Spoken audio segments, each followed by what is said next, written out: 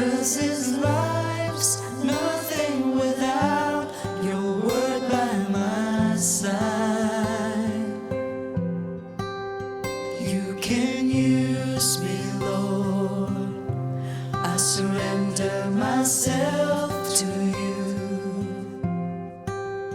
'Cause this life's nothing without you here by my side.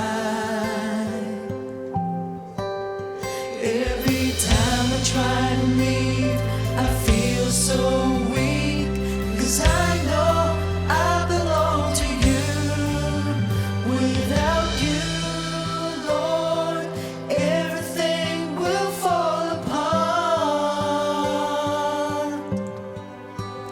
Without you, Lord, we have no reason to live.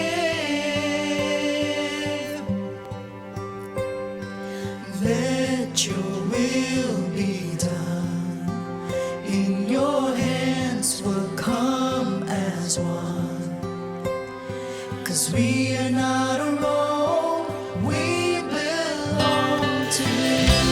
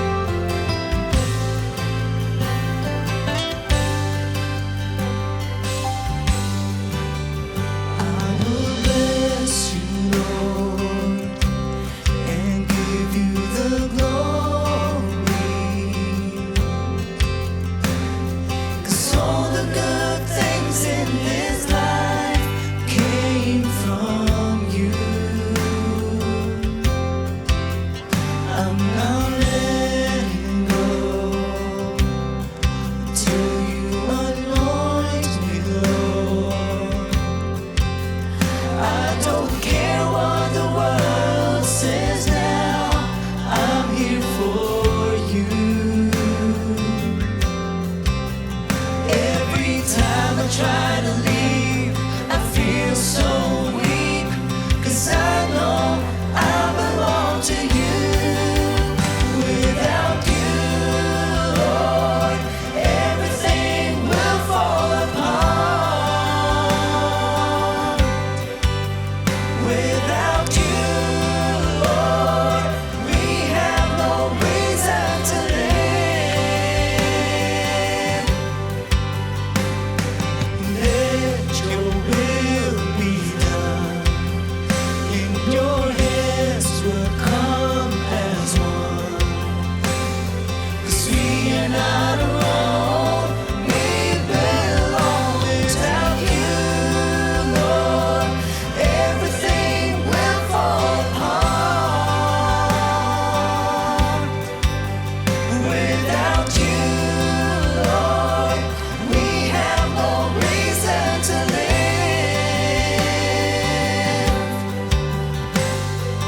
Let your will be done. In your hands we'll come as one. 'Cause we are not alone, we belong to you.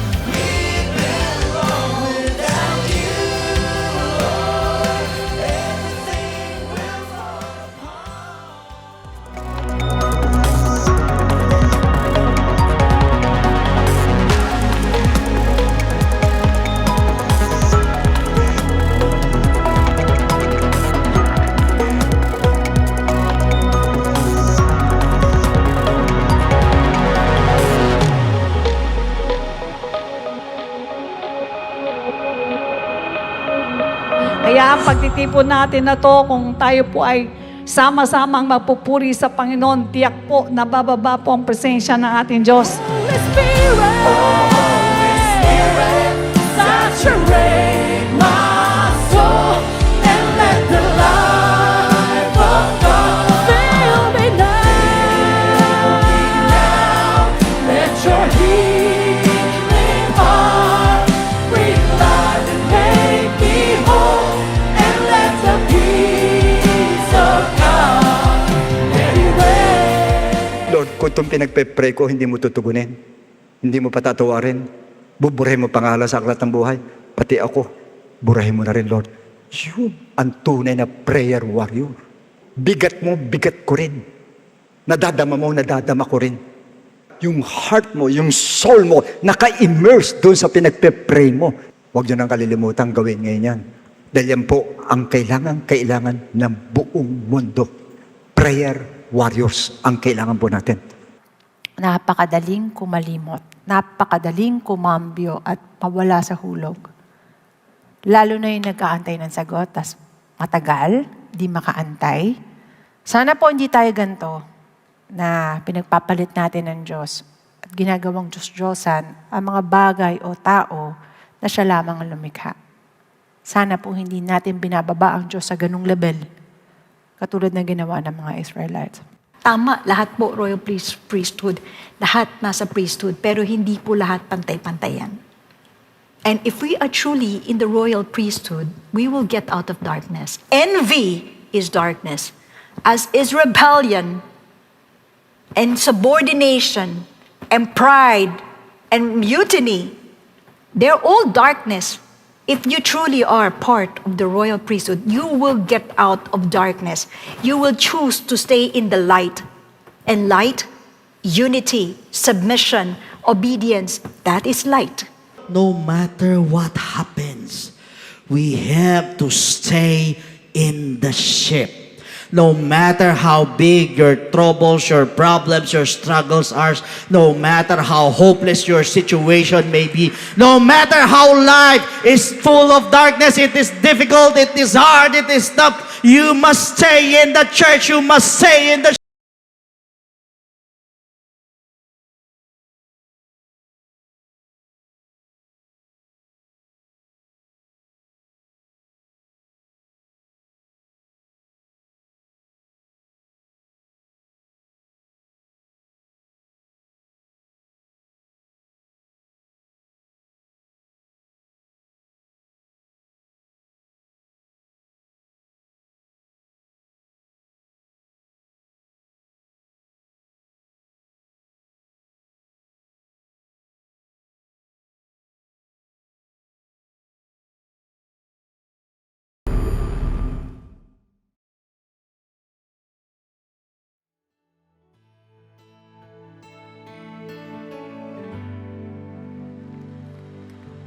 Purihin ang Panginoon. Isa pong napakagandang tanawin na makita ang mga anak ng Diyos na nagsama-sama na naman ganito.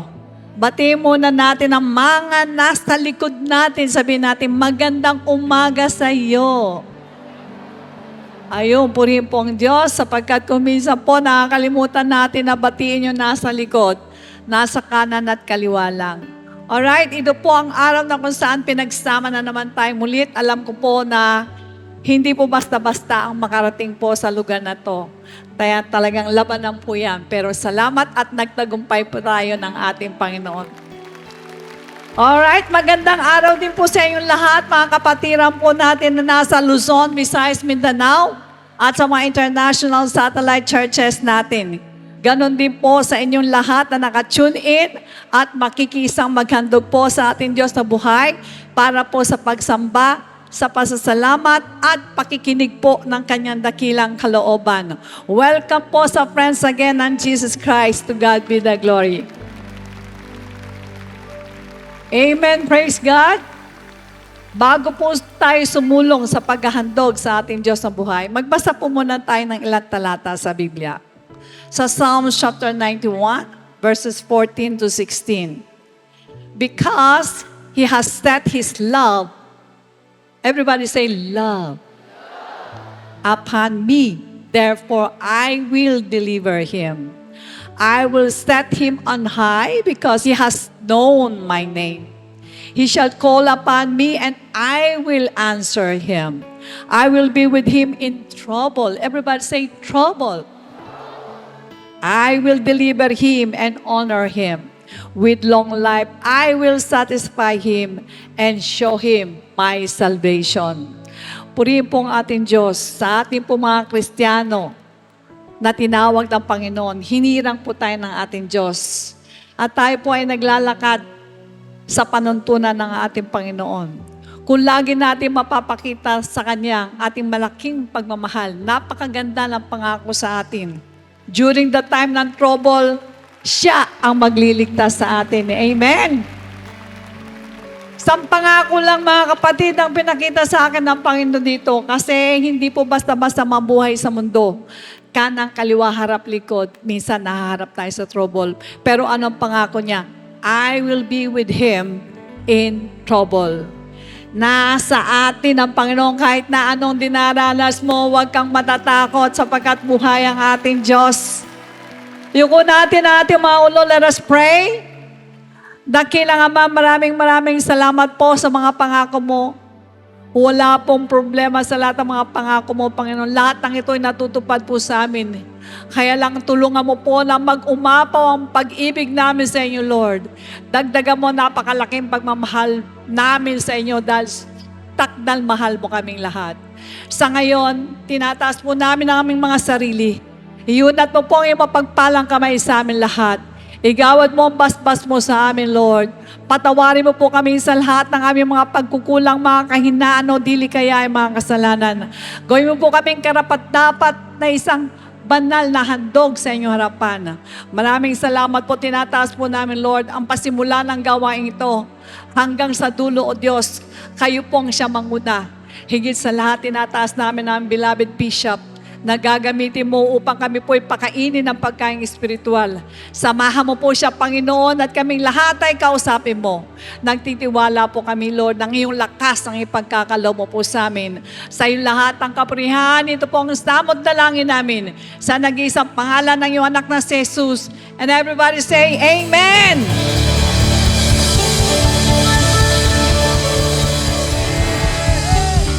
To God be the glory, church! Sama-sama po natin itaas ang pangalan na nag-iisang Diyos na ating buhay. Nang may galak, may papuri, at nag-uumpa po ng masasalamat ng buong puso. Come on, church! Palakpak po natin ating mga kamay. Now say, church!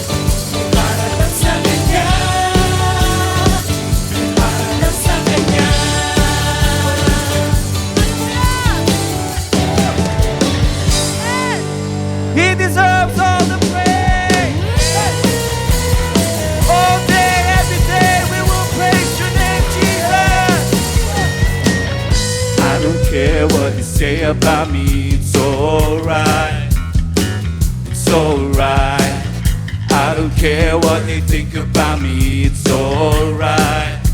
They get it one day. 'Cause I love you, I follow you. You are my life. I will read my Bible and pray. I will follow you, okay.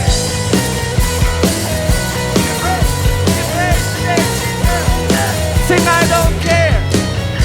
I don't care what it costs anymore. 'Cause you gave it all and I'm following you. And I don't care what it takes anymore.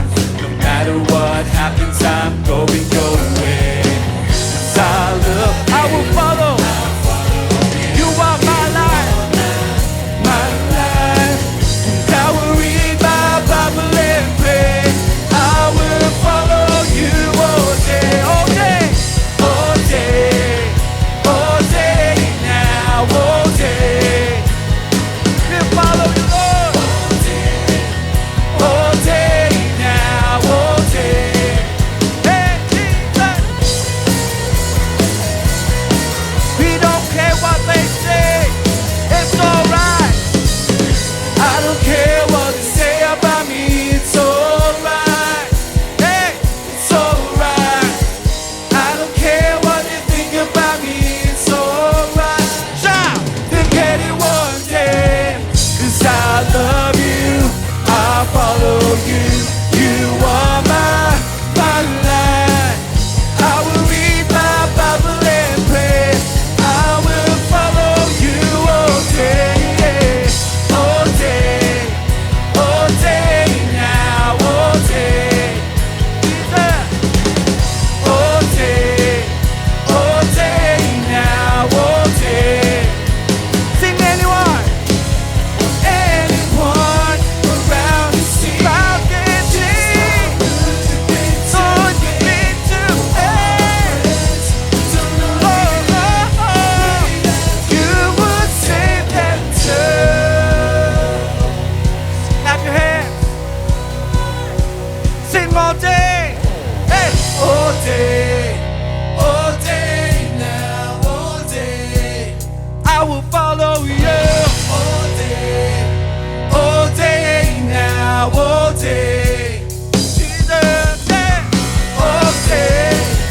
All day now, all day. Yeah. Oh Lord, all day now, all day. Yeah, yeah, yeah. Anyone around the view, just how good you've been to me. All my friends don't know you. Pray that you would save them too. Hallelujah. We praise the Lord all day, every day. For you, Jesus. Hallelujah. Hallelujah. Hallelujah.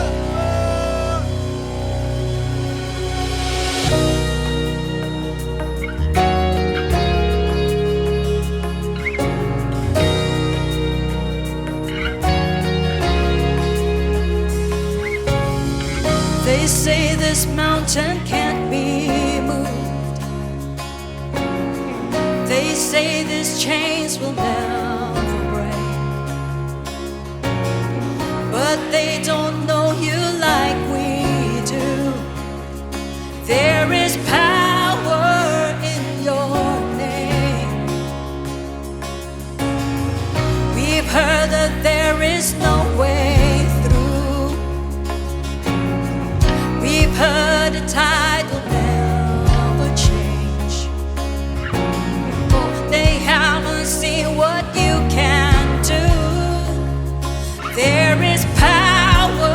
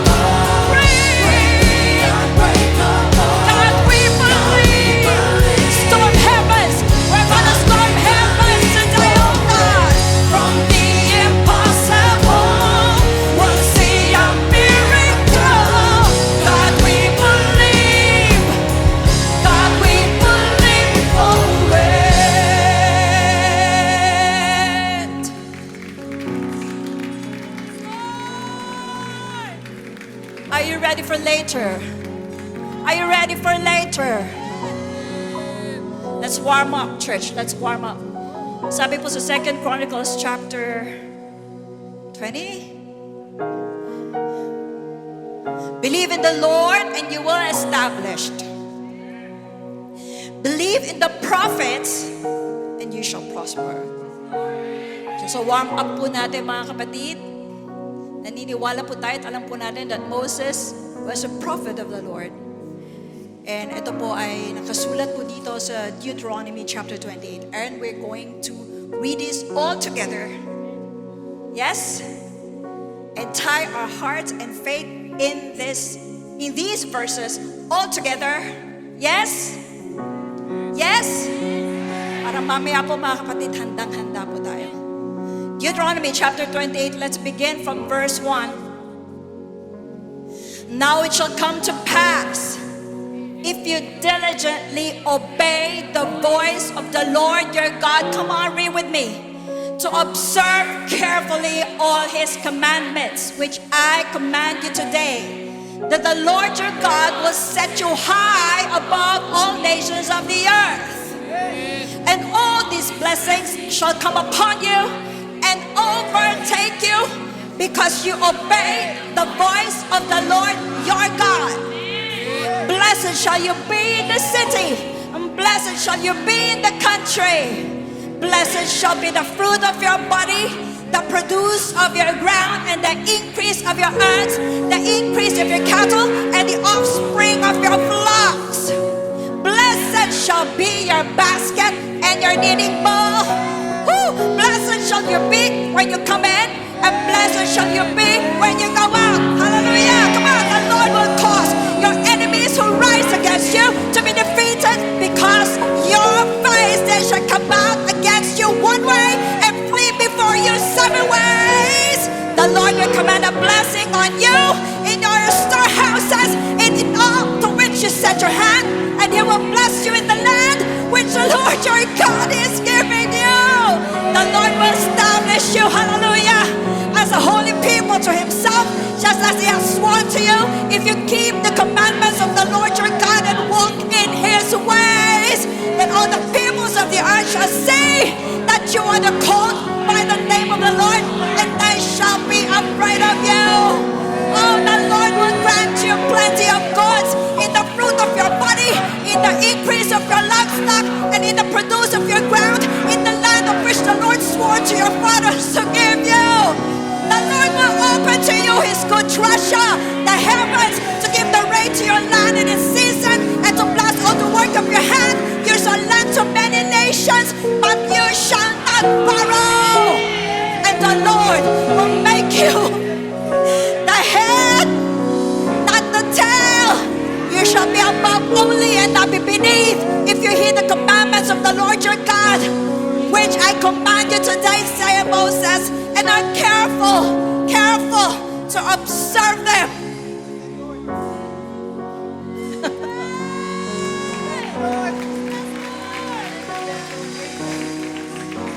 If we obey the voice of the Lord. Package! Naniniwala po ba tayo? Ito ang pinapasabi ng Panginoon sa atin. Sa pamamagitan po noon, ito rin po ang pinapasabi.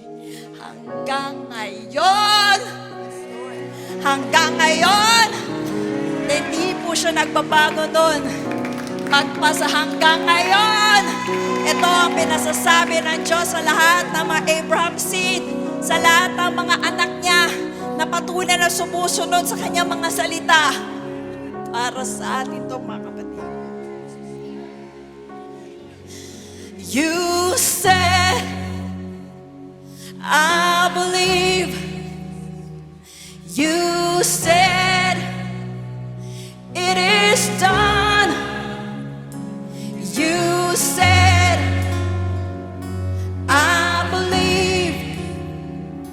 You said, it is done. Now it's your turn. Come on. You said, it's because you said, Lord, and I'm trusting you with it, with all my heart, with all my soul.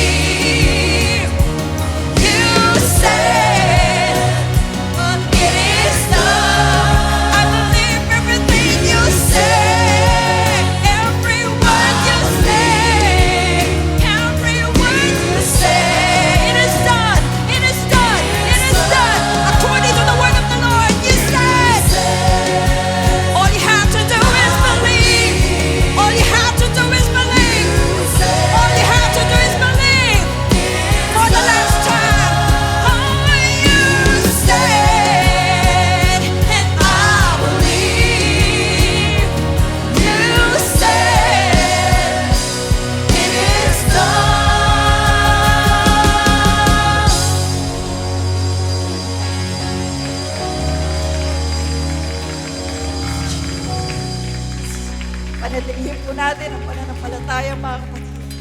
Taglayin po natin, ipunin po natin yan sa ating mga kalooban, sa ating mga puso. At maghanda po tayo. Oh, hallelujah. Maghanda po tayo sa paggagawa ng Panginoon sa atin. At tinatawagan ko po ang ating mahal na bishop para sa banal na salita ng Panginoon.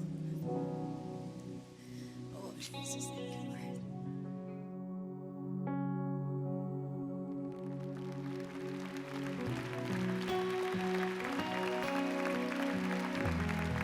Okay, purihin ng Diyos mga kapatid at sumayin niyo ang kapayapaan ng ating Panginoon. At sa araw pong ito mga kapatid, salamat po sabagat mahalaga po ang gagawin natin sa araw na ito. Tayo po'y mananalangin para po sa ating bansa. Hindi lingid sa inyo ang nangyayari po sa ating bansa na medyo hindi po maganda. Pero ito naman hindi lang sa bansa natin kundi sa buong mundo na po nagaganap ito. How I wish na sana po na sa ating pakikinig sa ngayon ay malaman natin kung anong ang mangyayari sa mundong ito.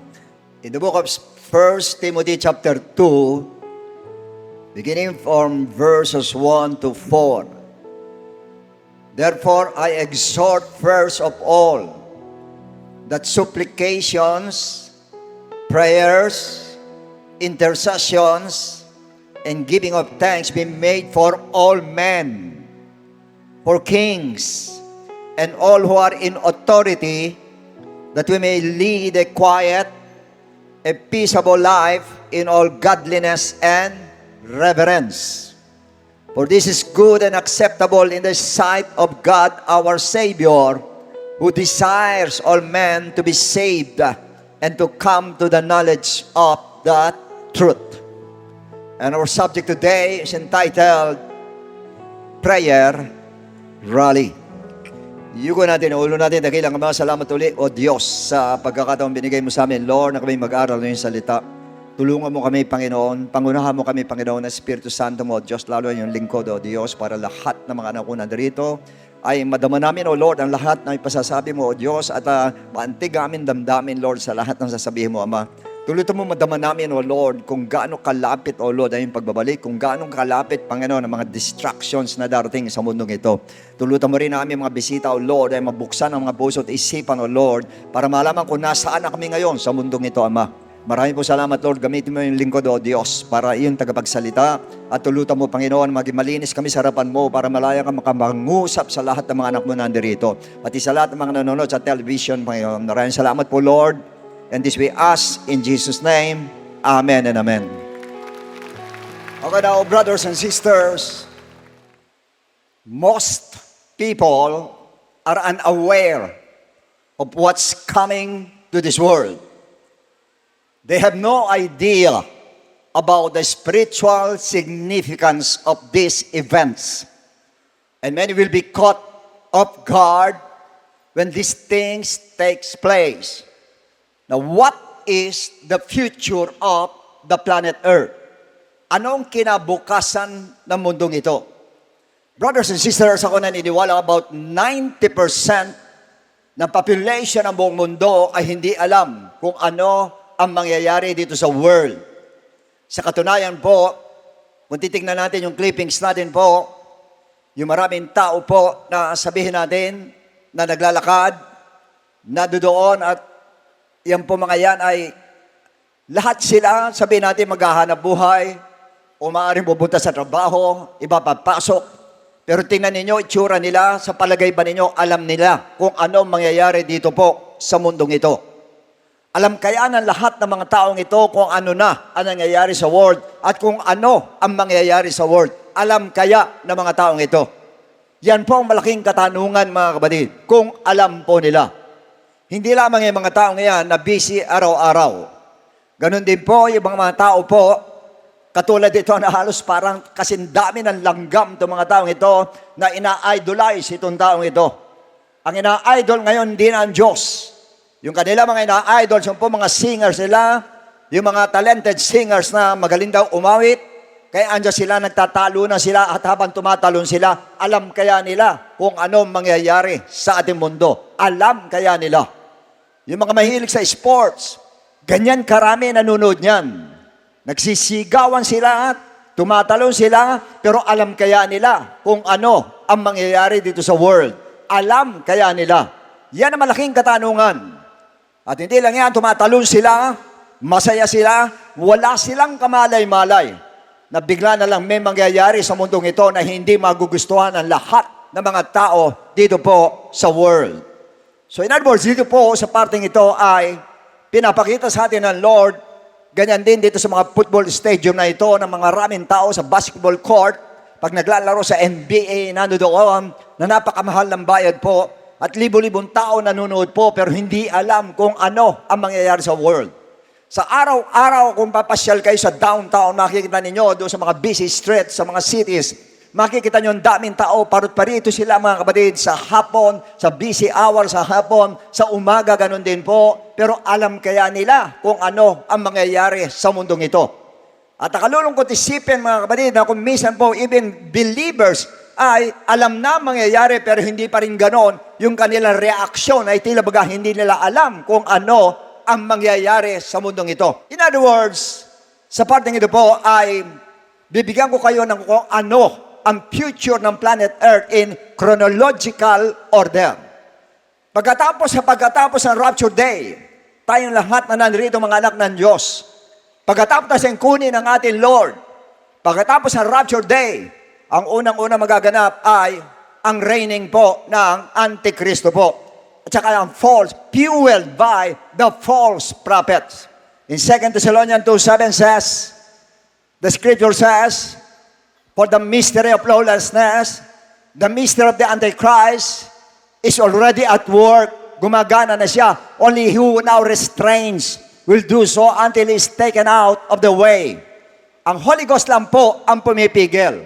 Ang Holy Spirit ang pumipigil kaya hindi pa lumilitaw itong Antikristo na ito pero nandirito na po sa world at gumagana na po at kumikilos na po siya. And even 2,000 years ago, even the time of St. John, in the book of 1 John 2:18, sinabi ng ganon, na ang Antikristo ay kumikilos na po noon pa, hanggang ngayon kumikilos po. Now, Revelation 13:15-18 says, he was granted power, the false prophet was granted power to give breath to the image of the beast. The beast is the Antichrist, that the image of the beast should be both speak and cause as many as would not worship the image of the beast to be killed. Papatayin na hindi sasamba sa kanya. And he causes all both and small, great and rich, and poor and free and slave to receive a mark on their right hand or on their foreheads.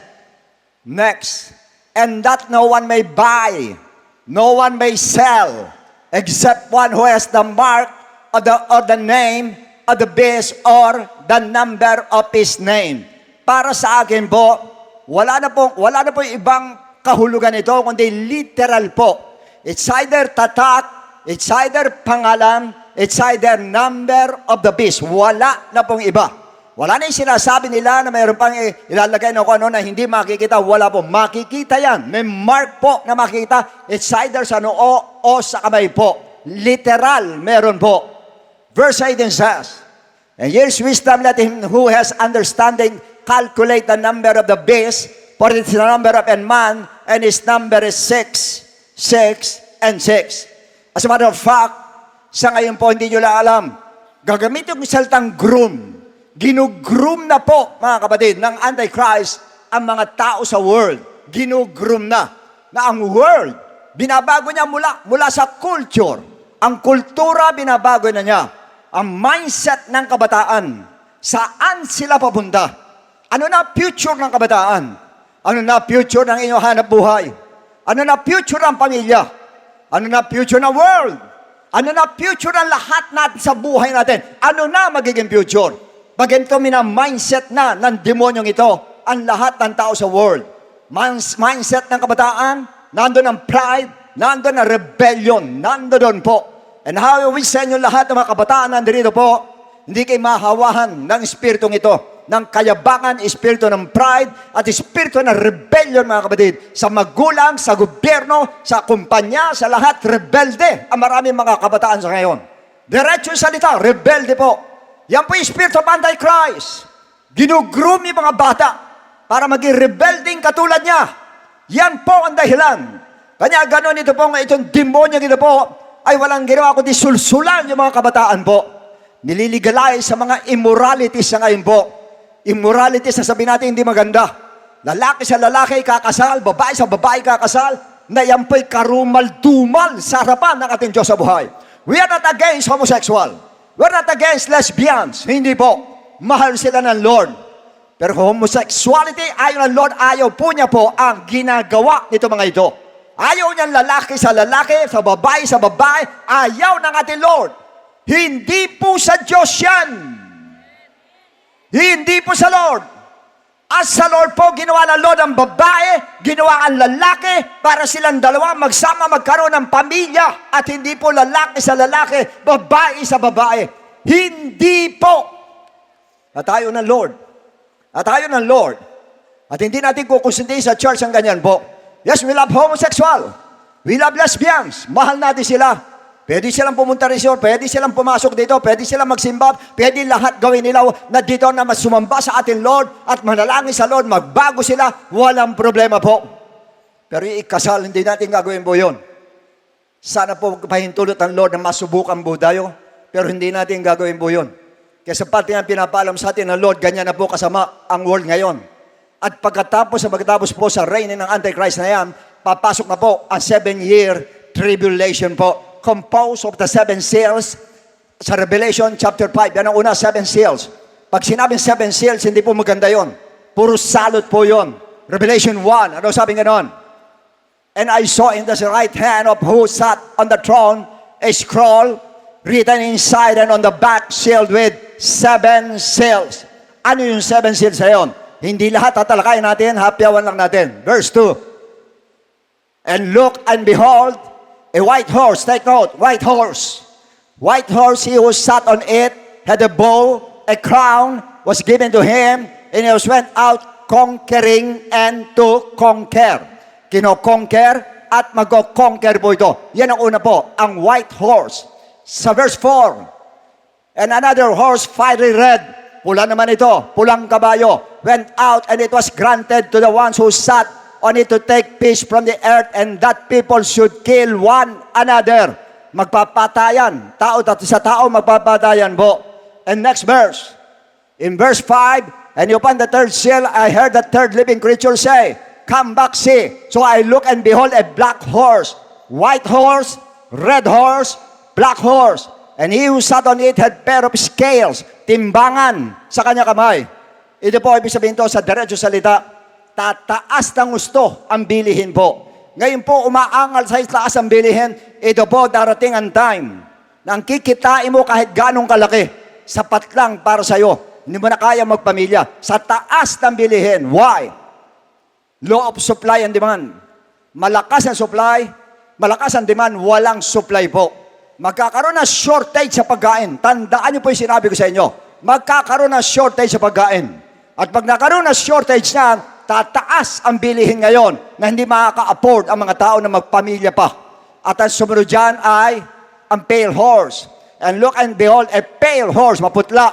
And the name of him who sat on it was Death, and Hades followed with him. And power was given to them over the fourth of the earth to kill with sword.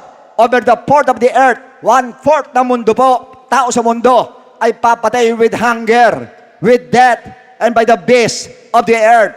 Ang Antichrist, papatayin sila sa gutom, papatayin sila literally, itong Antichrist na ito po.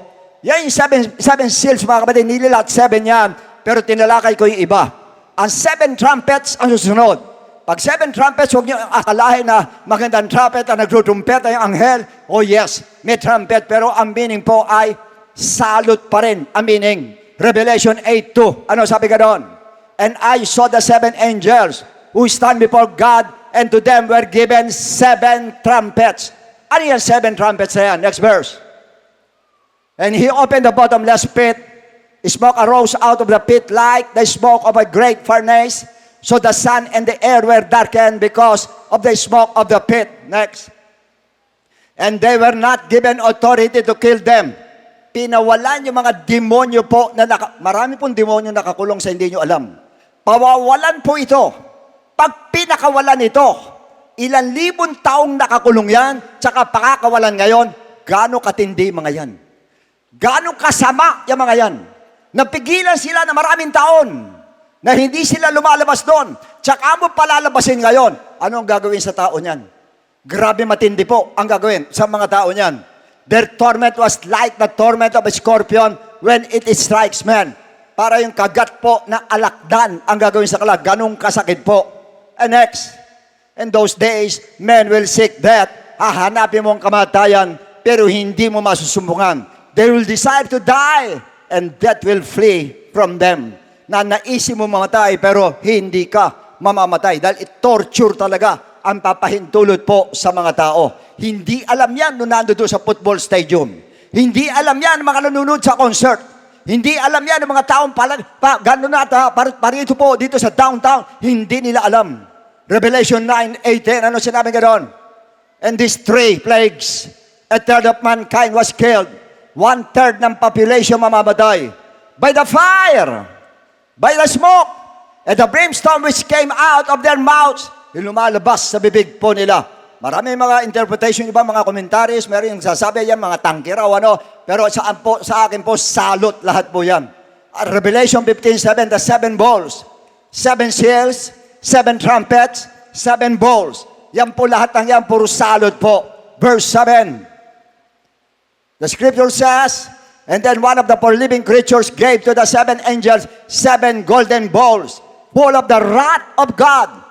7 golden bowls full of the wrath of God who lives forever and ever. Next verse. And then the 4th angel poured out his bowl on the sun, and power was given to him to scorch men with fire. Susunugin ang tao sa apoy po. Yung surface ng tao susunugin po. At sumunod, ano sabi nga doon? And men were scorched with great heat, and they blasphemed the name of God. Sa sobrang sakit po, sa sobrang init na nararamdaman nila. Ngayon pala marami na nagrereklamo sa inyo sa init po. Ito yung darating na init po. Direkta yung araw po talaga at tatama po sa balat ng tao po. And name the God and who has power over these plagues. And they did not repent. Hindi pa rin sila nagsisi and give Him glory. Hindi pa rin po. Kaya sinabi ng Lord, Matthew 24, verse 21, for then there will be great tribulation. Yan na po yung great tribulation. Such as has not been since the beginning of the world until this time, nor ever shall be. Hindi pa nangyari yung ganyang katinding kapighatian po, na hindi na mangyayari uli. Kasi sinabi ng Lord, unless those days were shortened. Pag hindi pinaigsi yung panahong yan, no flesh would be saved. Walang maliligtas. But for the elect's sake, those days will be shortened. Alang-alang sa mga Hudyo na maiiwanan po sa rapture day ay paiksiin po ang araw na yon. Ganung katindi po ang magaganap sa world. Now, marami nagsasabi at marami po ang nag-aspire. Ang sabi nila tahimik daw sa Switzerland. Tahimik daw sa UK. Tahimik daw sa Canada. Ang tanong, hindi ba sila kasama sa magaganap na ito? Yan ang tanong. Revelation 6, 12 to 16. And I looked when he opened the 6th seal, and behold, there was a great earthquake, and the sun became black as sackcloth of hair, and the moon became like blood. Next. And the stars of heaven fell to the earth. Yung daw between, babagsak sa lupa. Ganong kalaking between? As a fig tree, drop its late figs when it is shaken by a mighty wind. And then the sky receded as a scroll. Yung pong sky mabibilot na para scroll when it is rolled up, and every mountain, island was moved out of its place. Nawala sa lugar yung mga islands sa lakas ng lindol na darating po. And next, and the kings of the earth, the kings plural, the kings of the earth, kasama po lahat dyan, pati Switzerland kasama dyan, pati Canada kasama dyan, Amerika kasama dyan, Pilipinas kasama dyan.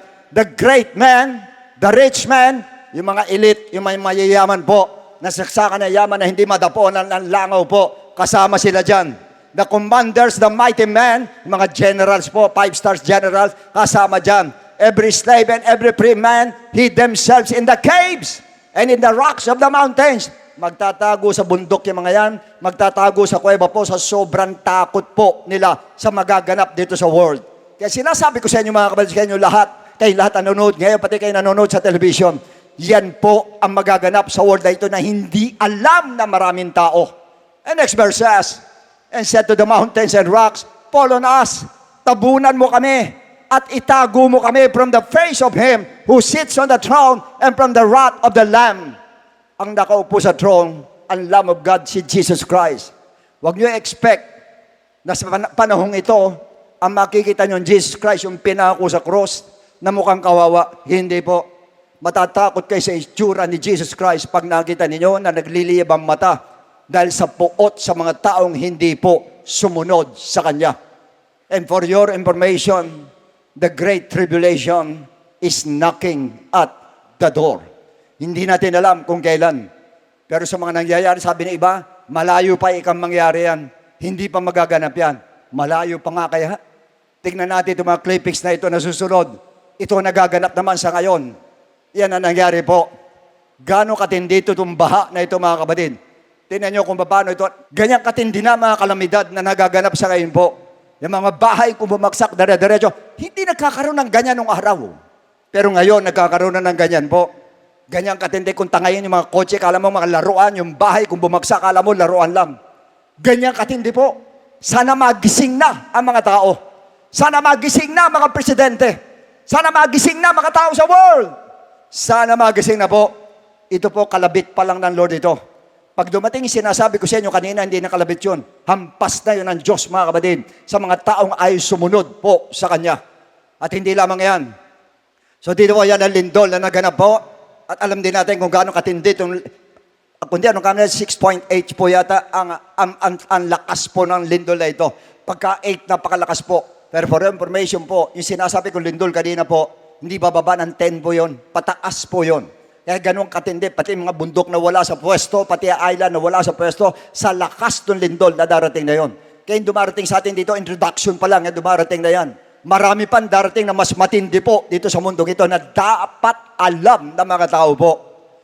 At sumunod, yung gera ngayon. Tingnan nyo gera ngayon. Marami nagpaparamihan ng sundalo. Hindi na po sa dami ng sundalo ngayon. Hindi na po uso kay luso, mga kapatid, dala itak. Hindi na po uso yan. Ang uso ngayon, pindot na lang po ng pindot ngayon. At tandaan nyo, darating ang araw po, sabay-sabay lahat ang pindutan niya. Ba't ko sinabi? Malalaman po yung susunod. Next. Yan po, yan ang natira. Ganyan po iniiwan ng lindol sa atin po. Ganyan katindi. Sa war zone, ganyan din po. Pagka po nagkaroon ng tinatawag na gera.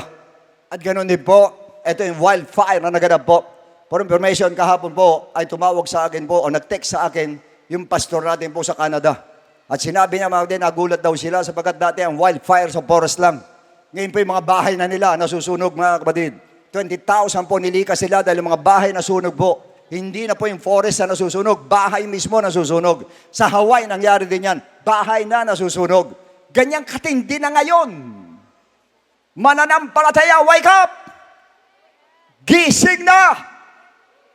Kaya sa atin lahat na nandito po, wala nang panahon para doon sa mga sarili natin, pansarili natin, wala na. Sa ngayon po, alalahanin na natin kung anong mangyayari sa world. Intindihin na natin ito at dapat alam natin lahat bilang mananampalataya kung ano ang dapat gagawin natin. Pagkatapos siya magkakaroon ng konti kapahingahan, magkakaroon ng millennial period po, 1,000 years. Ang Lord ang magiging presidente dito, siya maghahari po, kasama tayo nandito. Pero pagkatapos po noon ay hindi na po maganda dahil ang susunod po ay ang end of the world na po dahil magkakaroon ng new heaven and new earth. Sa 2 Peter 3:10, sinabi mismo ni Peter, sabi nga but the day of the Lord, huwag niyo isipin ang day of the Lord ay rapture, hindi po. Ang day of the Lord is the wrath of God. The day of the Lord will come as a thief in the night. Biglang darating po itong kapahamakang ito in which the heavens will pass away.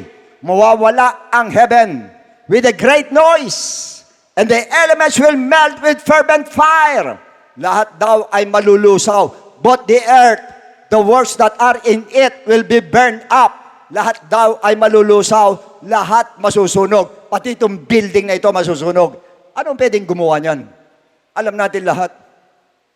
Alam natin lahat ang pwedeng gumawa niyan. Kaya sabi ko sa inyo, ang gera ngayon, hindi na po yung mano-mano na barilan, hindi na po. Pag nagsabay-sabay ng pindot yan, tapos na po ang mundo. Tapos ang mundo po.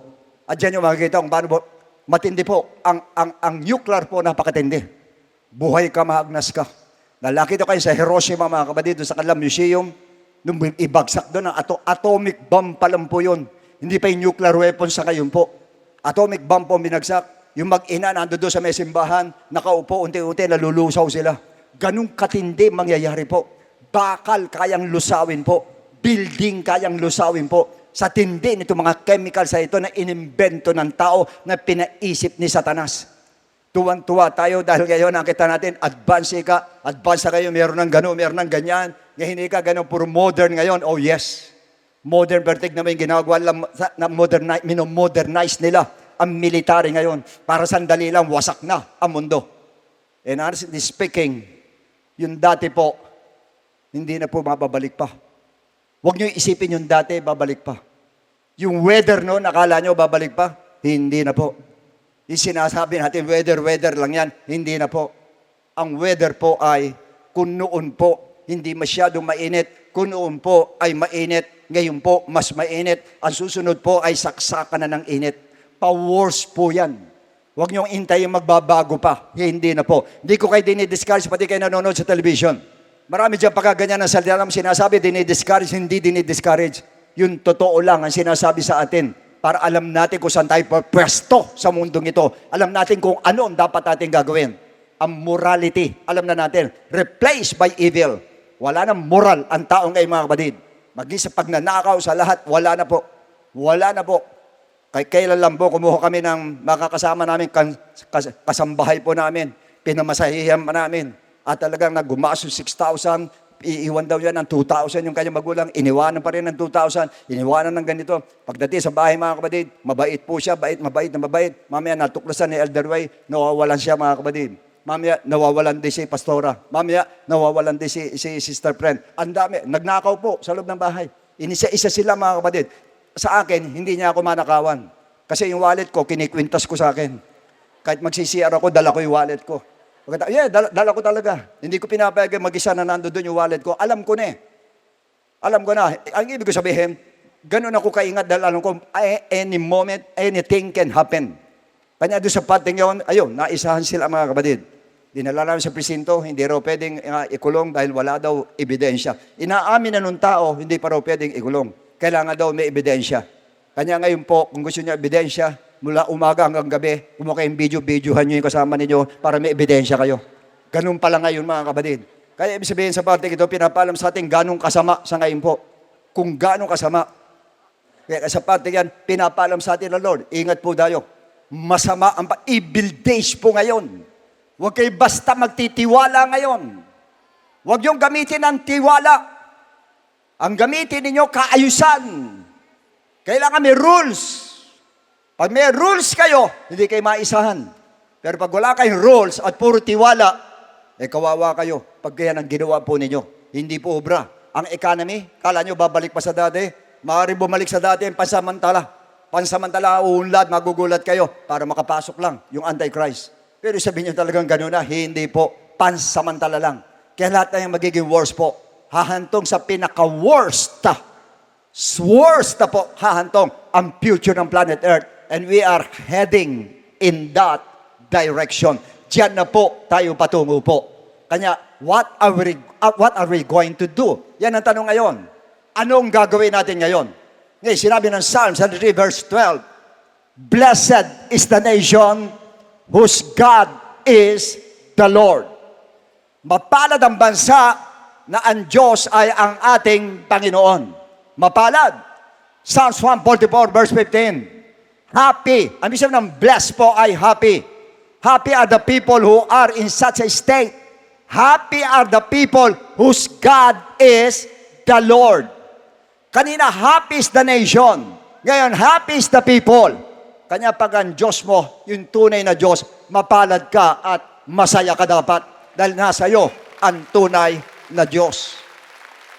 But, on the contrary, pasensya na kayo, baka sa ngayon po medyo madalang kayong papalakpak ngayon. On the contrary, Proverbs 28:15 sa New King James, like a roaring lion and a charging bear is a wicked ruler. A wicked ruler, a wicked president, a wicked government officials over poor people. Para daw silang roaring lion and charging bear, oso, nananalasang oso. Imagine, a king, a leader of a nation who should be after its welfare. In other words, brothers and sisters, sa part of becoming a roaring lion, pero mo leader yan, hinihalal ng Lord. Pati lahat dyan, mga senators na yan, mga congressman mula sa president, vice president, hinalal natin silang lahat na hindi natin alam, roaring lion pala yung iba sa kanila. Yung iba sa kanila ay parang oso na nananalasa, which are both cruel by nature. Napakalupit pag sinabing leon. Napakalupit pag sinabing oso po. Doon hinalin tulad ni King David, yung pong mga wicked leader po. Tulad sa mga aminin po natin, hindi ko nila lahat sa gobyerno po natin. Pero meron po sa atin, not all, pero meron po sa gobyerno po natin na tila baga sabihin natin na mga mahihirap na nasa sakupan, na nangangailangan po, pero helpless sila, wala sila magawa. Kanya tayo po mga kapatid, kung titignan nyo maigi, marami naghihirap sa atin. Bakit naghihirap po? Dahil po sa ganito mga government officials po, hindi lahat. Pero dito po, actually, yan po ang problema ng ating presidente. Siya mismo nagsasabi po, talaga mahirap, napakatindi ng corruption po sa ating bansa. Ayoko man sabihin, pero yan ang katotohanan po. Kung hindi lang corrupt ang bansa natin mga kapatid, dapat ang bansa natin isa sa pinakamayamang bansa sa buong mundo. Pero nagkakaganyan dahil sa corruption mga kapatid. Sobrang corruption po. Halos sa bawat sangay ng gobyerno po ay may corruption po. Matinding corruption na nagaganap. Kanya nga po sana mapuksayan sa magitan po ng ating Diyos. Dahil kung hindi tayo mahihirap, ang mahihirap na tao, kawawa po talaga. Kayong mga helpless, kawawa po talaga. Dahil sa nangyayari nga, imbis na mapunta sa taong bayan ng perang yan ay sila pong kumukuha, sila binubulsa po nila lahat. Sana po mga kapatid, pag-pray natin sila. Kaya gano'n lang po ang ginagawa sa atin. Sa ating bansa, kung bulihin tayo ng bansa, bali wala po. Tara tayong tinatapak-tapakan ng ibang bansa. Pag mga Pilipino, mga kapatid, alam nila, masama impression sa atin. Naalala ko nung araw po, nagbabiyahe pa kami patungo ng Okinawa. Sa Okinawa nung araw po, nasa 1980s po yun. O 1970, ganyan, 79. Bumabiyahe kami mga kapatid. Pag kami pupunta sa mall, pupunta kami sa mga, hindi pa mall noon eh. Kuwan lang po yung mga department store. Ang department store sa Japan, wala pong bantay. Wala, ikaw mag-isa, bibili ka, tapos magbabayad ka. Pero pag Pilipino na pumasok, nakasunod na yung bantay mga kapatid. Takot sila pag Pilipino. Dahil alam nila pag Pilipino po ay gumaganon po. Nagnanakaw. Ganon na impression nila. Ganon kababa impression sa atin po. At kung bulihin tayo po mga kapatid ngayon, alam natin nangyayari ngayon between China at saka sa atin po. Kung kunan tayo ng island, baliwala. Parang kung anong gusto lang ariin, inaari nila. Isang araw magugulat ka, pati Palawan din na sa atin, sa kanila na yan. Isang araw magugulat kayo, pati ito Mindanao, kanila na. Mamaya pati buong Pilipinas, kanila na. Yan ang mangyayari. Wala tayong magawa. Wala tayong magawa. Tandaan nyo, pag ang bansa korap, walang lakas yan. Pag korap ang bansa, walang lakas ang military niyan, wala ibubugayan, kaya tapak-tapakan lang yan. At yan ang nangyayari sa bansa po natin sa ngayon. Yan ang nangyayari po. Napakasakit, pero yan ang totoo, Kuya Eddie. Ganyan talaga ang nangyayari sa atin. Ano magagawa natin? Hindi tayo namumuno. Hindi tayo namumuno. Kasi sumusunod lang po tayo. Ang nangyayari, ano po, yung iba binibenta pa mga kapatid. Meron kang balita, binenta pa yung island natin. Iba binenta mga kapatid, yung BGC, iba binenta yung ganito, binenta yung Petron, binenta yung ganyan, binenta yung Meralco, binenta yung tubig natin, lahat binenta, binigay sa mga private, mga kapatid, na dapat gobyerno umahawak. Para magkaroon ng proteksyon ng mga tao, para mababa ang presyo natin, dahil gobyerno dapat ang hahawak. Binenta lahat. Yan po nangyari sa atin. Kaya ngayon, nakatunga nga tayo lahat. Tunga nga tayo, nga tayo lahat ngayon. Nga tayo, hanggang ngayon, ang corruption, grabe po. Kaya yan, sabi nila. Yan ang sabi nila. I don't know how true. Pero yan ang sabi nila. At makikita naman natin sa nangyayari ngayon. Pati ngayon, pati pag-i-import, pati magsasaka natin, kawawa po. Pati mangisda natin, kawawa po. Wala na makuha isda, mga kapatid. Baka isang araw, puro balyena na dalhin dito niyan. Dahil wala na makita. Ang tanong bakit? Binabawalan tayo. Sarili natin tubig, binabawalan tayo. Sarili natin area, binabawalan tayo. Imagine that. Mga magsasaka natin, mga kapatid, wala na rin masaka. Ang tanong bakit? Nagsasaka sila, mamaya meron silang anihin. Mamaya darating ang import, mas mababa yung import. Yung import ang bibilin. At yung sa kanila, hindi mabibili ngayon. Anong gagawin ng magsasaka? Ano gagawin ng mga isda pagka ganyan? Kaya puro gutom. Imagine, ang laki ng tulong ng mga isda sa atin, ang laki ng tulong ng mga magsasaka sa atin. Kung walang magsasaka, paano tayo kakain ng bigas? O pwede mag-i-import tayo. Yun, mag-i-import tayo. Kaya yung mga tinuturuan natin nung araw po, katulad ng Vietnam, ngayon po sila, tayo umi-import sa kanila. Imagine that. Dapat tayo nagturo lang sila, ngayon tayo nag-i-import sa kanila. Why? Corruption. Corruption pa rin. Alam natin yan. At yan ang matindi. Drugs, ang tindi ng drugs ngayon sa ating bansa. Nakikita niyo mga official, government official involved sa drugs. Ganyan katindi. Kasi sinabi ng Proverbs 28:16, ano sabi ka doon? A ruler with no understanding will oppress his people. But one who hates corruption will have a long life. Oppression. Imagine that. Dapat ang mga leaders natin parang shepherds sa atin, pero nagiging oppressor po. Hindi ko nila lahat. Yung iba mga leaders po, government officials. Ibig sabihin na oppression ng aapi, nagmamalupit, nagpapahirap po sa mga tao. Kaya tayo, bigat na bigat, si Juan de la Cruz, bigat na bigat tayong lahat. Samantala sila po kayayaman nila. Dahil yung pera ng bayan po ang kinukuha nila. Pag sinabi oppressive, pinagmamalupitan, pinahihirapan ang mga tao po. Pinahihirapan yung mahihirap, ang mga empleyado, ang mga small businessmen, ang mga magsasaka, mangingisda, lahat yan pinahihirapan, mga factory workers, pinahihirapan. Dahil sa mga government officials na naging oppressors po, na imbis na tumayong ama ng bawat sangay ng gobyerno ay tumayong oppressors po ng mga tao po, nag-o-oppress. How do we know? Yan ang tanong ngayon. Paano natin malalaman kung ang God ng nation ay yung tunay na God ng Israel? Yan ngayon ang katanungan. Kasi yalan po ang kalutasan. Pag ang naging Diyos ng bayang ito ay ang Diyos ng Israel, titsakin ko sa inyo, uunlad ang bansang ito at gagaan ang kabuhayan po sa atin. Titsakin ko sa inyo po. Kaya lang ang tanong, paano malalaman ngayon kung ang bansa, ang Diyos, ay yung tunay na Diyos ng Israel? Yan ang tanong ngayon. And speaking of God, yan ang problema po. Maraming mga preachers takot. Pagdating sa ganyan, takot ituro. Aminin natin po, ang bansa po natin, mga kapatid, ay talagang grabe po ang Diyos-Diyosan sa atin po. Grabe po ang idolatry sa atin po na kinamumuhian ng Lord. Ayaw ng Lord. Meron Diyos na tunay.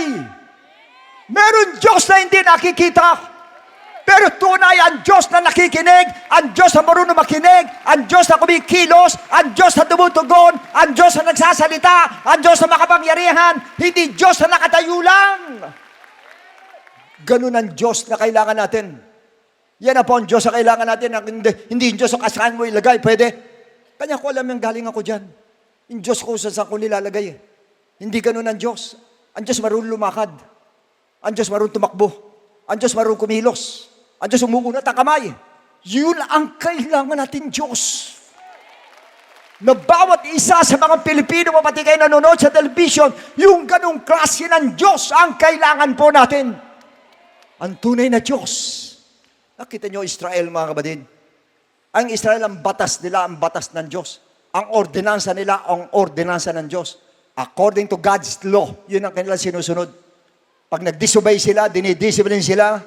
Pag sila po, binababaan ng punishment talaga ng mga governments, ng mga kings, at God's discipline and punishment talagang implemented po sa kanila. And that's the way it should be. Dapat ganun po talaga.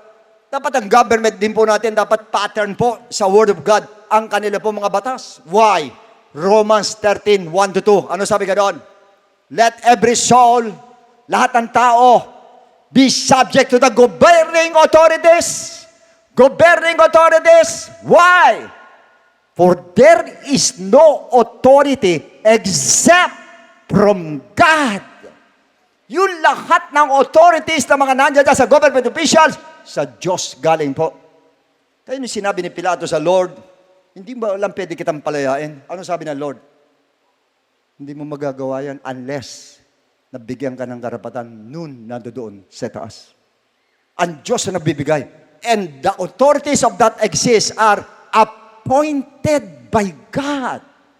Verse 2. And therefore, whoever resists the authority, resists the ordinance of God, and those who resist will bring judgment to themselves. And He is the God. Makinig kayo mga nasa government officials. Makinig po kayo lahat. You are God's ministers. Ministro po kayo ng Diyos. Dahil ang Diyos ang nagbigay ng authority sa inyo, ang Diyos ang nagpwesto sa inyo. Kaya kayo po'y God's minister. To you for good. Sa mabuti. Hindi kayo God's minister for corruption.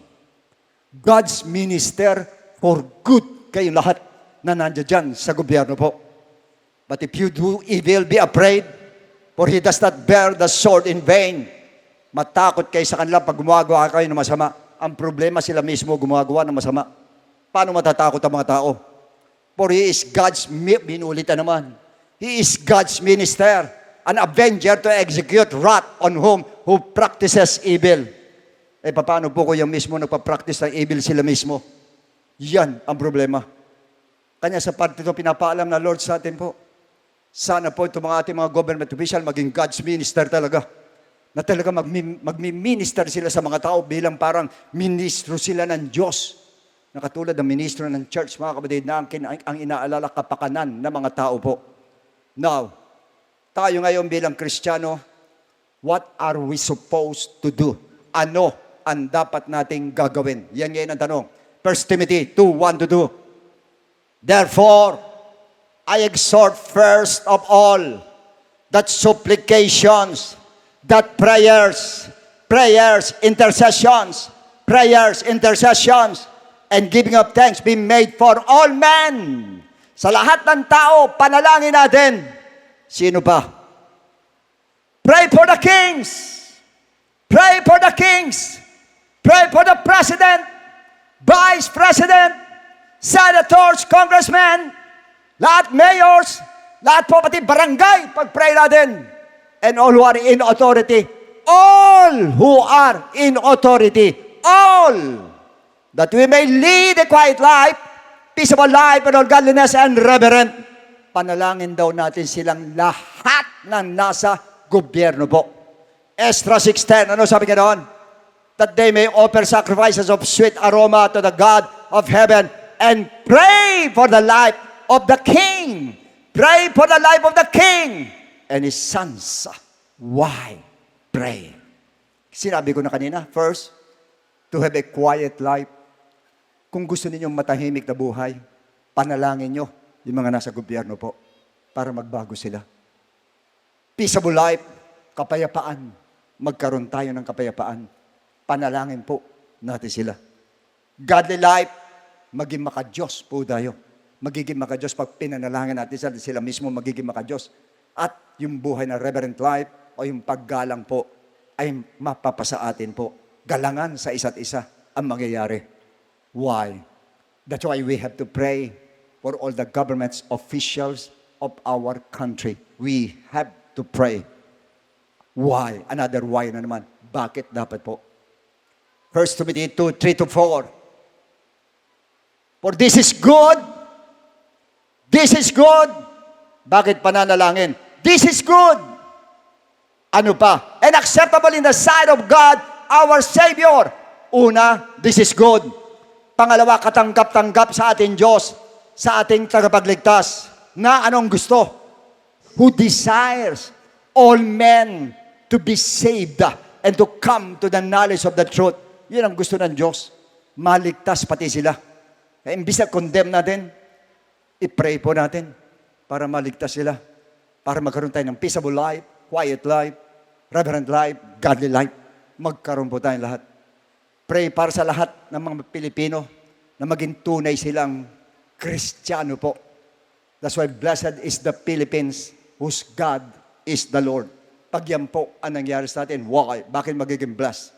Psalms 33, verse 12. Ulitin na ito. Ito po reason. Blessed is the nation whose God is the Lord.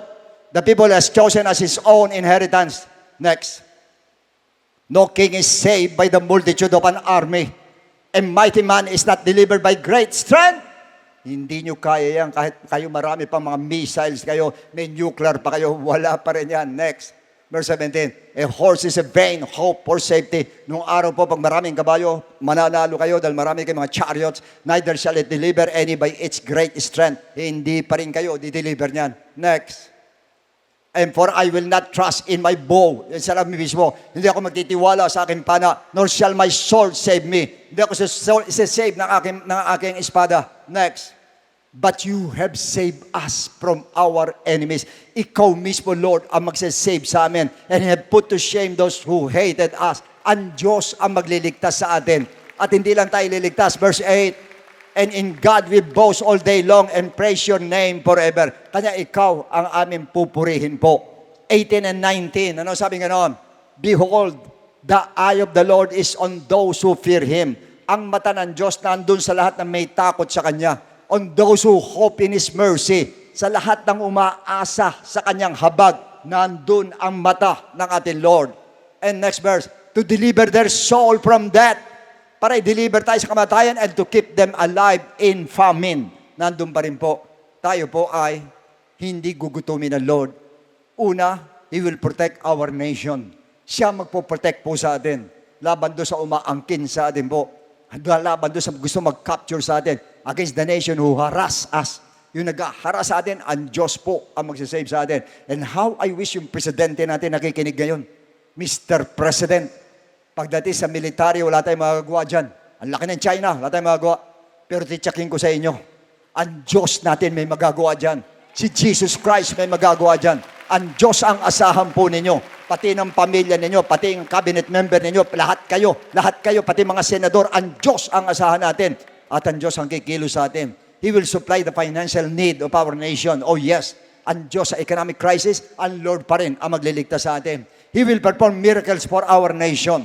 Lahat ng miracles kayang gawin ng Lord sa atin. Pati may mga karamdaman kayang gawin ng Lord na pagalingin po. And He who will save our souls from death. Yun bukod sa lahat po. Maligtas ang kaluluwa ng bawat Pilipino po na nandirito sa bansang ito. Sana maligtas po lahat. Yan sana i-aim po natin.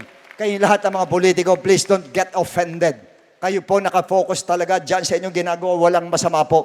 Pero dapat po ang spiritual, huwag ninyong pababayaan. Kahit anong mangyari po, ang pinaka-bottom line yan, spiritual pa rin ang labanan po. Yan ang tandaan po ninyong lahat. Kaya ang sinasabi ng Lord, apart from me, you can do nothing. Wala kayong magagawa pag wala si Jesus Christ sa buhay ninyo. Wala kayong magagawa pag wala si Jesus sa buhay ninyo. Wala kayong magagawa, lahat kayo, lalahatin ko na kayo. Wala kayong magagawa pag wala si Jesus. Siya ang kailangan natin. Because blessed is the nation whose God is the Lord. And His name is Jesus. His name is Jesus. His name is Jesus. His name is Jesus. His name is Jesus.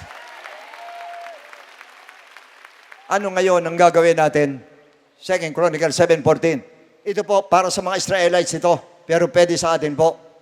If my people who are called by my name will humble themselves and pray and seek my face and turn from their wicked ways, then I will heal from heaven and will forgive their sin and heal their land. Kailangan ng healing ang ating bansa. This is a call not only for the Israelites, but also to all countries in this world. Example ang Nineveh, na magsisi ang Nineveh mula sa hari, sa lahat pababa, in-spare ng ating Lord. Una sinabi ng Lord, if my people who are called by my name, and how I wish, ito sa Israelites, pero sa atin po, how I wish, na sana lahat po ng mga Pilipino tawagin po ng ating Panginoon. Panawagan to sa ating bansa mula sa presidente hanggang doon sa lahat ng mga citizens po para maging bayan niya o tumanggap sa kanya ang lahat ng mga Pilipino. Shall humble themselves. Kung ang bansa lang natin po will accept their sin and repent. Kung magmula sa presidente, vice president, sa senator, sa mga congressmen at buong lahat ng mamamayan ng Pilipinas po ay magkakaroon po ng general repentance. Lahat tayo magre-repent, lahat tayo luluhod, lahat tayo aaminin natin ang kasalanan natin sa harapan ng ating Diyos. Yun ang gusto ng Lord. And how I wish na sana mangyari sa atin yan, na lahat tayo nakaluhod sa harapan ng ating Diyos, lahat tayo nananalangin sa harapan ng ating Diyos, and pray and seek my face. Pray and seek my face. If our nation will long for God, sana po hangarin ng ating gobyerno ay ang Diyos ang hangarin po natin. Bago tayo maghangad ng mga foreign investors, ang Diyos muna hangarin natin. At hangarin natin ang righteousness, ang katuwiran ng Diyos, ang hangarin sana natin. Ng lahat ng ating buong gobyerno natin, ang hangarin ang Diyos po, ang hangarin ang pagiging matuwid po. Yun ang gusto ng Lord. And turn from their wicked ways. Talikuran na po ang kasalanan. Talikuran na ang corruptions. Talikuran na ang mga drugs na yan. Talikuran na ang pagnanakaw. Talikuran na immorality. Talikuran lahat ng klase ng kasalanan. Then, I will hear from heaven. Pakikinggan ko kayo. Yan ang sabi ng Lord. Mr. President, hindi po ako nagsasabi nito. Inuulit ko lang yung sinabi ng Bible. Kung magsisisi lang daw lahat tayo po ng ating kasalanan at tatalikuran po, pakikinggan tayo ng Diyos. Pakikinggan tayo ng Diyos. And will forgive their sins. At patatawarin daw tayo sa ating kasalanan po. At anuman ang kasalanan mo, kaya kang patawarin ng Lord. Ganong kalaki man ninakaw mo, patatawarin ka ng ating Panginoon po. And then, I will heal their land. Pag sinabing heal their land, gaganda po ang ekonomiya. Gaganda ang takbo ng buhay sa atin. Pati ang peace and order magkakaroon tayo. Pero yan po ay pansamantala lang. Sapagkat ang katotohanan, patungo pa rin po sa kapahamakan ang buong mundo. Pero at least, sana bago dumating ang Lord, madama natin ang buhay na payapa sa ating bansa. Pero hindi magaganap unless our country's God is the God of Israel. Yun dapat ang maging Diyos po natin. And His name is Jesus. Kung si Jesus Christ ang magiging Diyos natin lahat, ng buong Pilipinas po, magugulat kayo. Itong bansang ito ay magiging maunlad uli. Magiging maunlad sa buong mundo kung lahat lamang po ay susunod sa ating Panginoong Hesukristo. Now, what is our role? Ano role yun natin ngayon? Pray for the government officials. Ipag-pray natin yung mga citizens. Pag-pray natin yung lahat na mga nandirito sa government po, na maging Christians po silang lahat. Ipag-pray po natin sila. Alam niyo, pag sinabing prayer po, naalala kong bigla, magaling kayo maigi. Yung mga sundalo natin, lumaban yan, pinaglaban tayo. Nung sinakop tayo ng Kastila, Spanish time po noon, lumaban ang mga Pilipino. Nilaban yung buhay nila. Nung sinakop tayo ng Amerikano, nilaban yung buhay nila. Nung sinakop tayo ng mga Hapon, nilaban din yung buhay nila. Lumalaban talaga sila sa mga Japanese para sa ating bansa. Lumalaban po. Ngayon, sa pagkakataong ito, gusto ko lang linawin sa inyo lahat. As Christians, alam natin kung anong labanan. Sinabi na Ephesians 6:12, we wrestle not against flesh and blood, but against principalities, against powers, against the rulers of darkness of this age, against spiritual hosts of wickedness in the heavenly places. Demonyo po ang kalaban talaga. Yan nangyayari sa Ukraine, tsaka dito po sa Russia. Yun ang gulo, nag-umpisa ng gulo. Inspired ng devil yan, mga kapatid. Hindi inspired po ng Diyos yan. Nawasakin ang isang bansa, nananahimik na bansa, wawasakin mong bigla. Ganyan po yan. At ngayon, nakaamba ang China, gusto wasakin din tayo, mga kapatid. Gusto sakupin din po tayo. Gusto wasakin ang Taiwan dahil ayaw sumunod sa kanila. Yan sa parte ng pinapaalam sa atin ng Lord. Alam natin yan eh. Alam po natin. Kasi sinabi ng Isaiah 14:12, ano sabi nga nun? Yung Satanas. Si Satanas ang kalaban talaga. Oh, how you fallen from heaven, Lucifer, son of the morning, how you are cut down to the ground. You who weaken the nation. You weaken the nation. Pinahihina ang lahat ng bansa para makapasok siya. Pero sa atin po, ano ang papel natin dapat? Alam natin lahat yan. Lahat na kahit ganong karami sundalo natin. Hindi yan ang labanan. Ang labanan nasa espiritual. Spiritual na labanan. Ang pinaka-bottom line, ang spiritual po. Hindi po yung nakikita natin. Akala lang ng tao yan kasi hindi alam ng mga tao, pero tayo alam natin. Kasi Ephesians 6:13, ano sinabi ka noon? Therefore, take up the whole armor of God. Suot natin ang armor of God.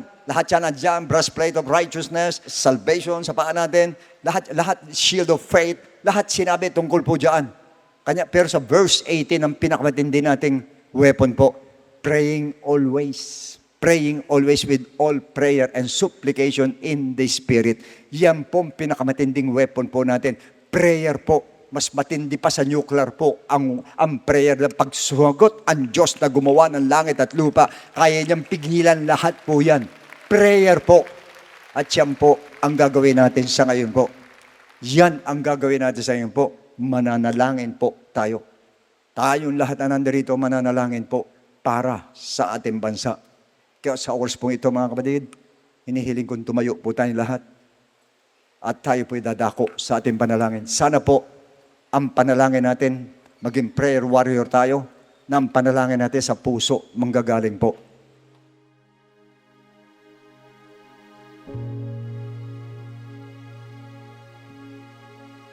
Pinupuri ka namin, Panginoon. Tinataas ka namin, O Diyos, sa oras na ito. Ang hinihiling namin sa iyo, Panginoon ko, kahabagan mo po ang bansa namin, Panginoon. Maawa ka sa bansa namin, Panginoon ko. Mahabag ka po, Panginoon ko. In the name of Jesus Christ, in the name of Jesus Christ, mahabag ka sa aming bansa, Panginoon. Maawa ka sa bawat Pilipino, Panginoon, na nabubuhay sa bansa ito, Lord. Habag-habag na kalagayan, Lord. Kaya tinutulog ko sa iyo, Panginoon ko. Itinataas ko sa iyo ang bawat Pilipino, Panginoon, sa bayan ito, Lord. Itinataas ko sa iyong kamay, O Diyos, at nananalangin kami, Lord. Magkaisa ang bansa namin, Lord. Magkaisa mga politiko. Magkaisa mananampalataya. Magkaisa lahat ng tao, Lord, para may taguyod ang aming bansa, Ama. Basbasan mo mula sa aming Pangulo, Panginoon, hanggang sa lahat ng nanunungkulan, Lord, hanggang sa lahat ng mga citizens ng bansang ito, Lord. Basbasan mo lahat, Lord, at binibigay ko pong bendisyon mo sa kanila, Panginoon. At umaasa kami, Panginoon ko, na kami lahat ay ilalagay mo sa iyong mapagpalang kamay. O, purihin ka, Panginoon. Purihin ka, O Diyos. Purihin ka, We Panginoon pray ko. sa kaligtasan ng buong pamilya namin, Lord. Alam namin, Panginoon, na kumikilos si Satanas para wala sa akin ang pamilya namin. Ngunit itinataas namin ang mga pamilya namin, Lord. Tulungan mo po kami, Lord, na buong tagumpay namin madala ang mga pamilya namin sa iyong harapan. Bigyan mo ng kapayapaan ang mga family members, Lord. Bigyan mo ng proteksyon laban sa fiery arrows ng devil, Lord. In Jesus' name, Lord, tinatalian namin ang lahat ng gawa ng demonyo sa buhay ng iyong mga anak, sa mga pamilya ng iyong mga anak. Deliverance from the bondages of sin. In Jesus' name, kiniklaim po namin, Lord, ang kaligtasan na to sa aming family. Kaya, Ama, iunat mo ang iyong mapagpalang kamay sa bawat pamilya ng mga anak ko nandito. Igawad mo ang basbas mo, Panginoon. Ibangon mo sa kahirapan. Ibangon mo sa pagkawasak. Salamat na marami, Lord. Amen, oh God. I bless Praise the your Lord. name, oh Minsan pa kami Jesus. Oh, tumupuri sa iyo. hallelujah. Tinataas namin ang pangalan mo, Panginoon. Nagpapasalamat po kami ever since, Panginoon. Hayaan mo ikaw kumilo sa iglesyang ito, Panginoon. Sa bawat sulok ng mundo ay makapagtayo, Panginoon, ng worship centers, Panginoon. Hayaan mo, Panginoon, ikaw kumilo sa amin, Panginoon, sa iglesyang ito. Gamitin mo ang bawat isa po sa amin, Panginoon. Hayaan mo, Panginoon, marami, Panginoon, na tumanggap sa iyo. Lord, we pray that you cover us with your blood, with your Holy Spirit, Panginoon. We pray for Jesus Christ, to God be the glory, church, to be qualified for the rapture day. Isama mo kami, Panginoon, sa kaharian mo, Panginoon. Huwag mo kayaan, di isa sa amin ay maiiwan. Hayaan mo kami makarating sa kaharian mo, Panginoon. We claim this in the name of Jesus Christ of Nazareth. To God be all the glory. As we seek you, worship you, hear our prayer, oh Lord God Almighty. Come bless our land. Come bless our land. We seek you first, Lord.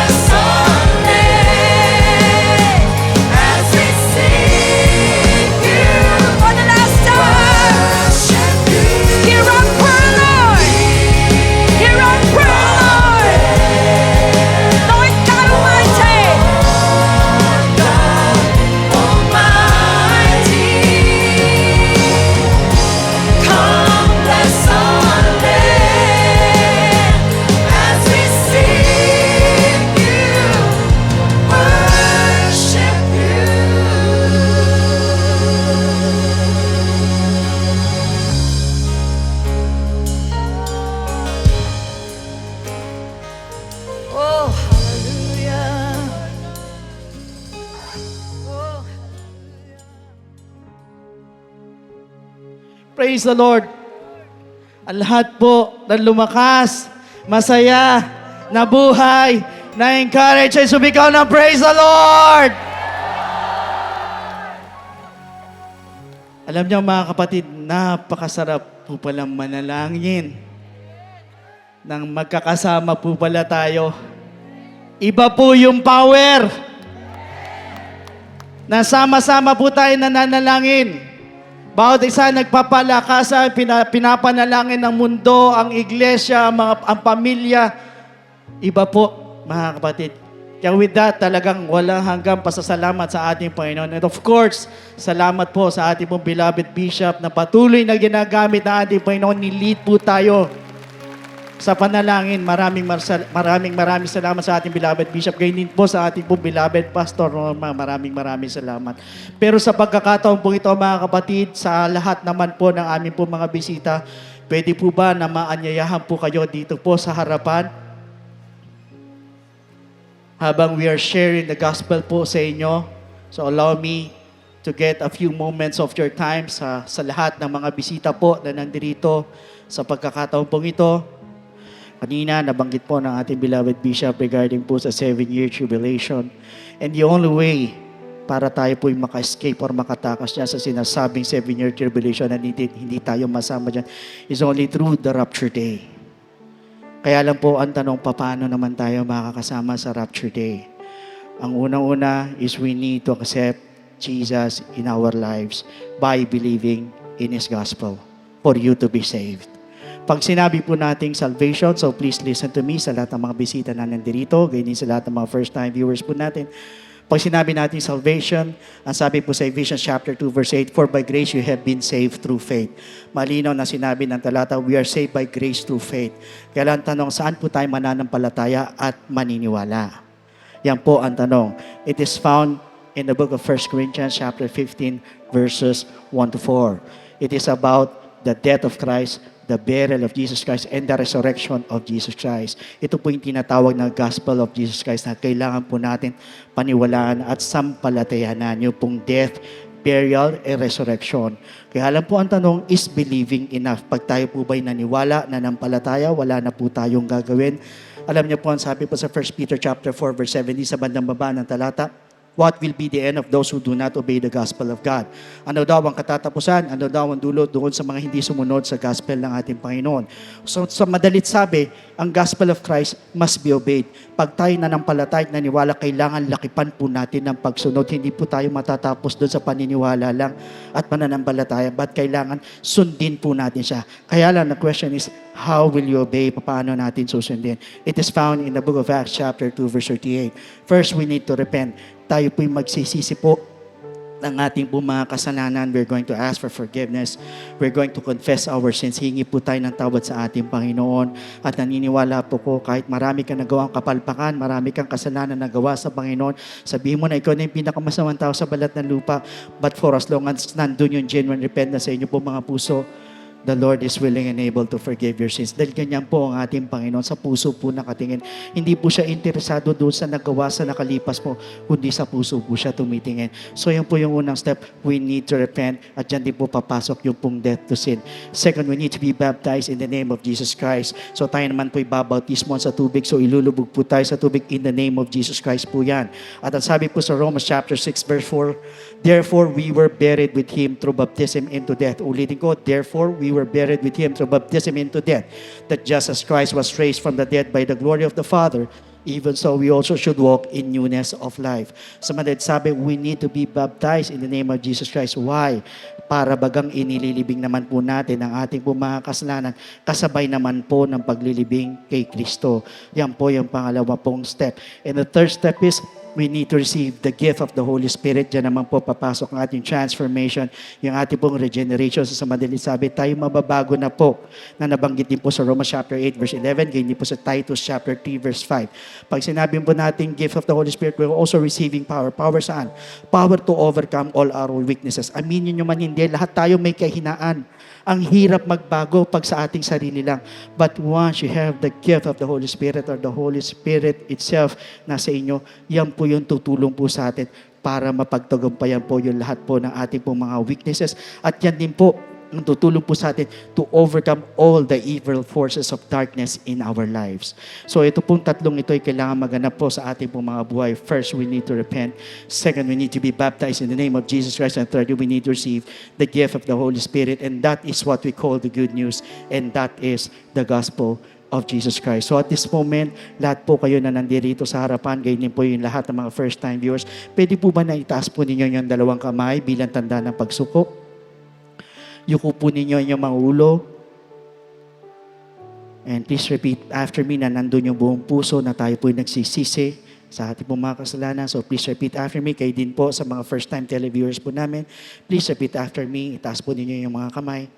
Panginoong Jesus, lumalapit po ako sa iyo bilang isang makasalanan.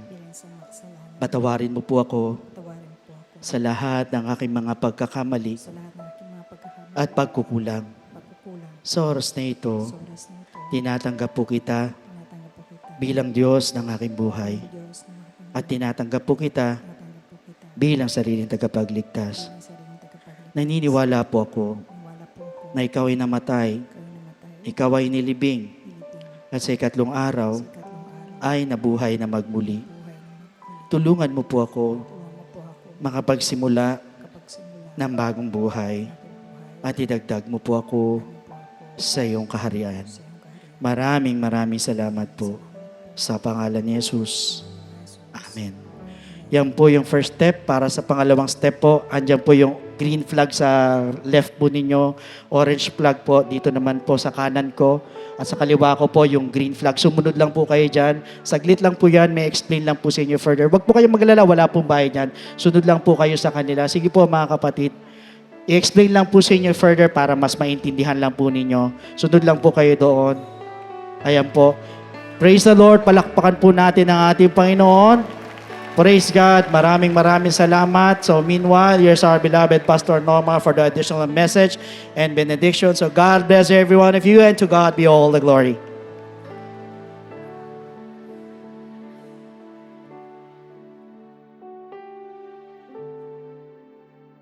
Alright, purihin po ang ating Panginoon sa napakagandang pong gawain na ipinagkaloob niya po sa ating ngayon. Tayo po dadako sa offertory, Romans chapter 11, verses 35 and 36. Or, who has first given to him, and it shall be repaid to him. For of him, and through him, and to him are all things, to whom be glory forever. Amen. Purihin po ang ating Diyos dahil alam po natin na wala naman po tayong ngayon tinatangkilik kundi galing po sa ating Diyos na buhay. Kaya karapat-dapat naman po na magbigay tayo ng portion para sa Panginoon, para po sa kanyang gawain. Alright? Para po sa ating announcement for complete details of our online giving, please refer to the ways and means to give dyan po sa ating ABP.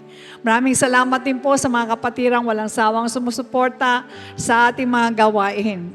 Alright, tumayo po tayong lahat. Sabihin mo nga sa katabi mong, I am blessed. Isa pong napakagandang gawain na tayo po'y maging kaisa sa ginawa po natin ngayong prayer rally para po sa ating bansa, sa ating pamilya, at sa ating church. Iyuko po natin mga ulo. Let us pray. Dakilang Ama, maraming salamat po. Napakabuti mo po sa amin. Alam mo, Panginoon, na itong bagay na ginawa namin sa iyo napakalaga. Na instead kami ay puro reklamo, Lord, at ang nakikita namin ay ang kaguluhan sa gobyerno. Kami ay kinakailangan pong manalangin para sa kanila dahil yan ang utos mo. Kaya sa panalangin namin, Lord, dalangin namin lahat ng mga prayers namin para po sa aming gobyerno ay inyo pong dinggin. Ganon din po ang pamilya ng bawat isa, Panginoon, sa aming pong kapulungan, sa aming pong church. Tulungan mo po na ang mga leaders sa family ay magsilbing ilaw ng tahanan upang madalang lahat ang pamilya sa inyong harapan. Dalangin din namin, Lord, lahat ng pinanalangin namin sa iyo ay dinggin mo para sa bawat pamilya, O Diyos. Ibuhos mo po masaganang pagpapala sa bawat family upang masustenahan ang napakalaking mga gastusin, Lord.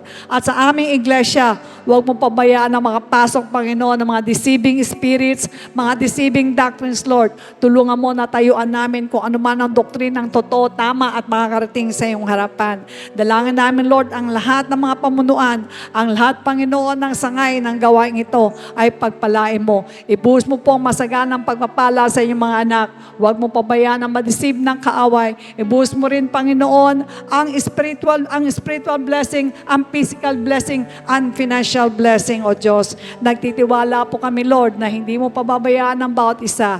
Basbasan mo rin ang kaloob ng iyong mga anak. Sa iyo po namin binabalik ang lahat ng papuri ng may pasasalamat. In Jesus' name we pray. And everybody say, Amen. The Lord bless and keep you, make His face shine upon you, and be gracious to you.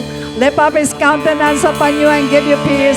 God bless you, and to God be the glory.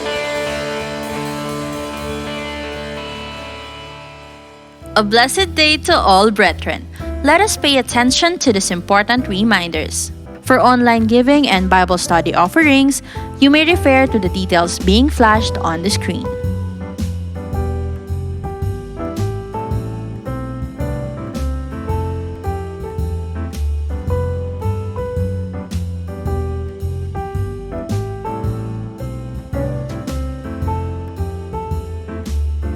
Kung nais niyo pong magpa-schedule ng baptism and one-on-one online counseling via Zoom, you can call us via the contact numbers flashed on the screen and send a message on our Facebook page. Let's continue to support our church. We are excited to announce these church updates. Never miss our on-site worship service at Star Mall Edsa Shaw Trade Hall, Level 3. You can choose among the 3 time slots: 10 a.m. to 11:30 a.m., 1:30 p.m. to 3 p.m., 4:30 p.m. to 6 p.m. Don't forget to invite your loved ones and friends.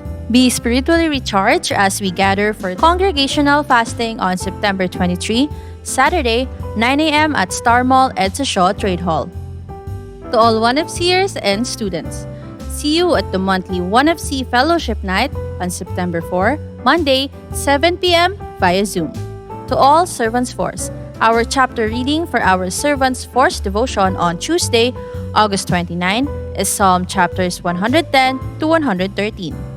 This is your chance to join the Servants Force, calling all those with God-given gift and skills. We are looking for passionate individuals who will be part of the worship team, CatProd, and Service Operations Ministries. For worship team, we need vocals and band such as electric or acoustic guitarist, bassist, keyboardist, and drummer. For CatProd, we need new addition to the C-Cube, video team, multimedia and graphics services team, audio and tech support. The service operations is also in need of Bethesdan, Gideon, and comrades. The applicants must have completed 1FC Books 1 and 2 as a basic requirement. Scan the QR code to apply or fill out the online application form found on our social media pages and website. Our Servants Force department will get in touch with you after the submission of the application form. Sign up now. IDO for Music is now on Spotify, Apple Music, YouTube Music, Deezer, Amazon Music, and other digital platforms. You can also start using IDO for Songs on your Facebook and Instagram stories and reels and TikTok videos. Our church merchandise are up for grabs. Our very own calling card and newest sticker designs are available for purchase.